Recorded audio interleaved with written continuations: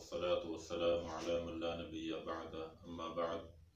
فأعوذ بالله السميع العليم من الشيطان الرجيم من حمده ونفخه ونفثه. قال الله تبارك وتعالى في القرآن المجيد والفرقان الحميد: لا يجرمنكم شنآن قوم على ألا تعدلوا اعدلوا هو أقرب للتقوى. قال النبي صلى الله عليه وسلم: إذا سمعتم المؤذن فقولوا مثل ما يقول ثم صلوا عليه أو كما قال النبي صلی اللہ علیہ وسلم۔ محترم سامعین، اذان جو ہے یہ دین اسلام کا ایک اہم شعار ہے۔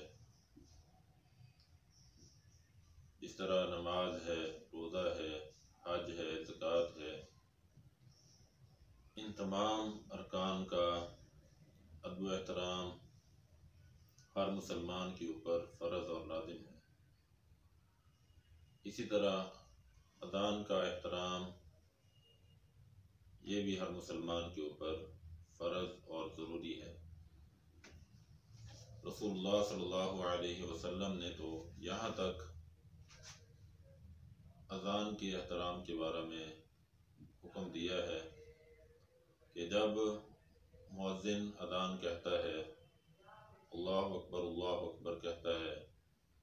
تو سننے والے کو یہ حکم دیا گیا ہے کہ وہ بھی مؤذن کے کلمات کے ساتھ ساتھ کلمات کو دہرائے، مؤذن کی اذان کا جواب دے۔ اس کا فائدہ کیا ہوگا؟ صحیح مسلم کے اندر یہ حدیث موجود ہے۔ رسول اللہ صلی اللہ علیہ وسلم فرماتے ہیں، جو آدمی مؤذن کی اذان سنتا ہے اور جس طرح مؤذن کہتا ہے اس کے ساتھ ساتھ کلمات کو دہراتا ہے، حی علی الصلاۃ حی علی الفلاح کی جگہ پر لا حول ولا قوۃ الا باللہ کہتا ہے، وہ آدمی جنت کے اندر داخل ہو جائے گا۔ اتنی بڑی اذان کو سننے کی فضیلت ہے، اذان کا احترام کی یہ فضیلت ہے۔ اور یاد رکھیں یہ ایک ایسا شاعر اسلامی ہے کہ اسلامی شعار ہے کہ نبی کریم صلی اللہ علیہ وسلم جب کسی بستی کے اوپر حملہ کرنا ہوتا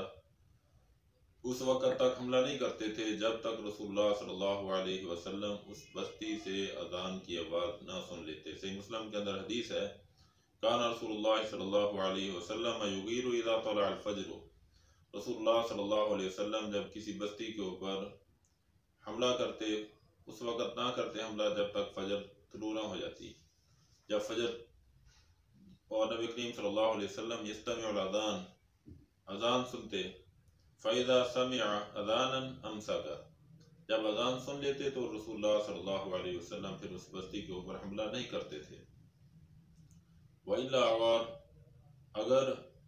وہاں سے اذان کی آواز نہ آتی رسول اللہ صلی اللہ علیہ وسلم اس بستی کے اوپر حملہ کرتے، شبخون مارتے۔ تو اس حدیث سے یہ بات ہمیں معلوم ہوتی ہے کہ اسلام کے اندر اذان کی اہمیت ہے، یہ قدر و منزلت ہے کہ نبی کریم صلی اللہ علیہ وسلم اس بستی کے اوپر سے ہاتھ روک لیتے، اس بستی کے اوپر شبخون نہیں مارتے تھے جس بستی سے اذان کی آواز سنائی دیتی۔ یہ اذان کی بہت بڑی فضیلت ہے اور بہت بڑا اس حدیث سے اذان کا احترام واضح ہو رہا ہے۔ بلکہ رسول اللہ صلی اللہ علیہ وسلم نے ایک آدمی کو سنا اللہ اکبر کہہ رہا تھا، رسول اللہ صلی اللہ علیہ وسلم نے فرمایا علی الفطرہ، یہ آدمی فطرت کے اوپر ہے۔ پھر اس نے کہا اشہد ان لا الہ الا اللہ۔ رسول اللہ صلی اللہ علیہ وسلم نے فرمایا خرجت من النار، اے بندے تو نے اذان دی ہے تو آگ سے نکل چکا ہے۔ جب صحابہ کرام نے اس آدمی کو دیکھا تو وہ بکریوں کا ایک چرواہا تھا۔ بکریوں کے ایک چرواہے کو یہ فضیلت کیوں ملی؟ اس نے اذان کہی تھی۔ اور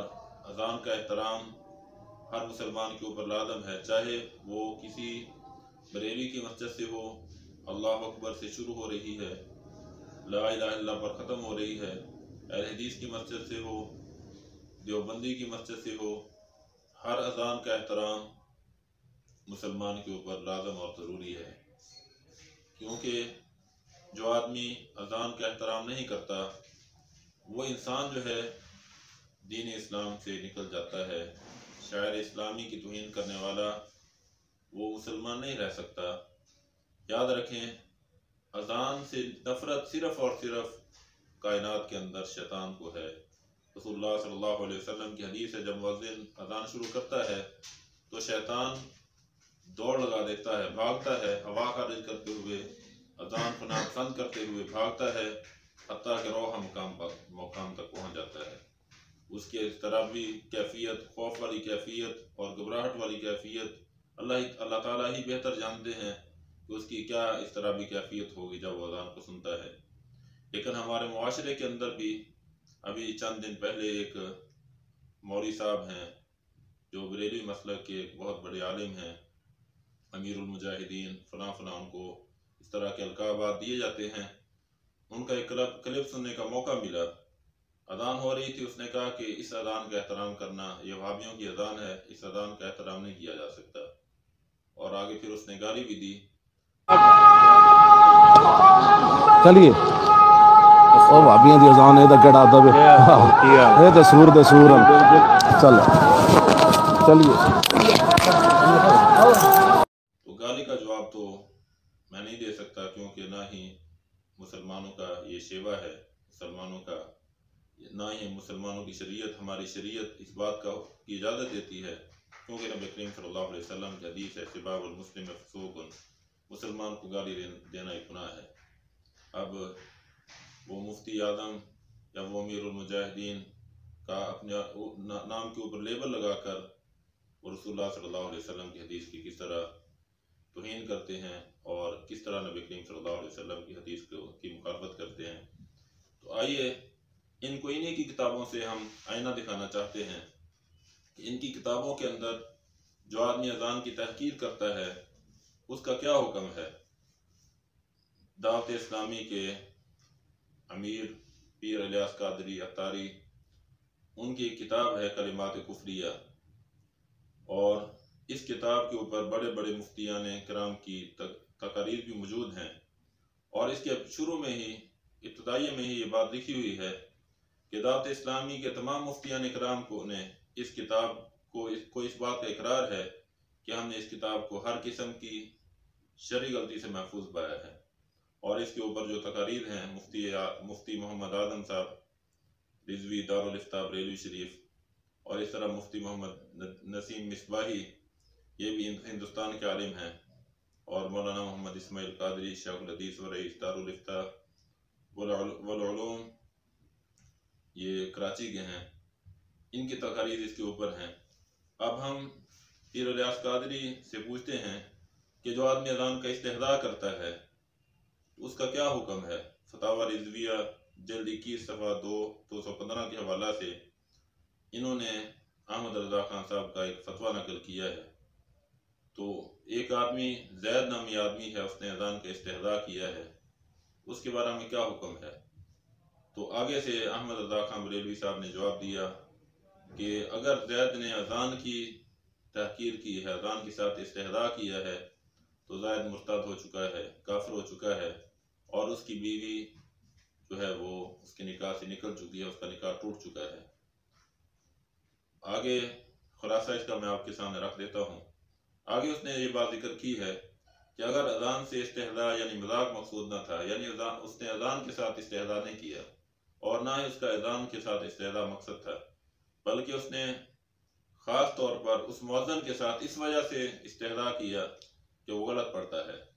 یعنی مؤذن کے ساتھ استحضاء کرنے کی وجہ سے اس نے مؤذن کے غلط پڑھنے کی وجہ سے اس کے ساتھ اس نے استحضاء کیا، مذاق کیا، تو وہ کہتے ہیں نہ تو اس کا وہ کافر ہوگا اور نہ ہی اس کا نکاح ٹوٹے گا۔ لیکن پھر بھی زید کو تجدید اسلام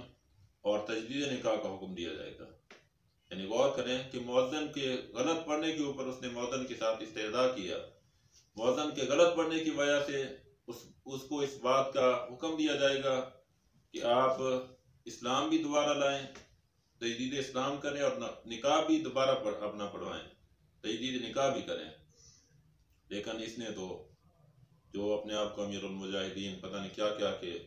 کس طرح کے القابات اپنے آپ کو دیتا ہے، اس نے تو واضح طور پر اذان کی تحقیر کی ہے، اذان کے ساتھ اس نے استہزاء کیا ہے، اور اذان کے کلمات سننے سے، اس کا احترام کرنے سے اس نے انکار کر دیا ہے۔ بلکہ فتاوی رضویہ جلد 5 صفحہ 102 کے اندر لکھا ہے، جو آدمی اذان کا مذاق اڑائے وہ کافر ہے۔ اذان سن کر یہ کہنا کہ یہ کیا شور مچا رکھا ہے، اگر یہ قول خود اذان کو ناپسند کرنے کی وجہ سے کہا ہے تو یہ کفر ہوگا۔ تو یہ کلمات میں نے اپنی طرف سے نہیں بلکہ انہی کی کتابوں سے ذکر کیے ہیں، انہی کے مقصد کی کہہ رہا ہوں، زبان میری ہے بات ان کی، انہی کی محفل سنوارتا ہوں، چراغ میرا ہے رات ان کی۔ تو میرا ان کے جو مریدین ہیں، ان کے ماننے والے ہیں، ان سے مشورہ ہے کہ اپنے مفتیان کرام سے رضوی صاحب کے متعلق فتویٰ طلب کریں کہ جو آدمی اذان کے کلمات کے بارے میں یہ کہتا ہے کہ اس کا احترام ہمارے اوپر لازم نہیں ہے، اس کا احترام نہیں کیا جائے گا، اس کے متعلق کیا کہتے ہو، مفتیان کرام سے آپ فتویٰ طلب کریں۔ اور اس کو بھی چاہیے کہ اس کے علماء کے فتاوے میں نے آپ کے سامنے رکھ دیے ہیں، رضوی صاحب کو بھی چاہیے کہ اللہ تعالیٰ سے توبہ کرے، اللہ تعالیٰ سے معافی مانگے، اور مزید ان کے اپنے علماء کرام کے فتوے کے مطابق تجدید اسلام بھی کرے اور تجدید نکاح بھی کرے۔ اللہ تعالیٰ سے دعا ہے کہ اللہ تعالیٰ ہر قسم کے تعصب سے محفوظ رکھے،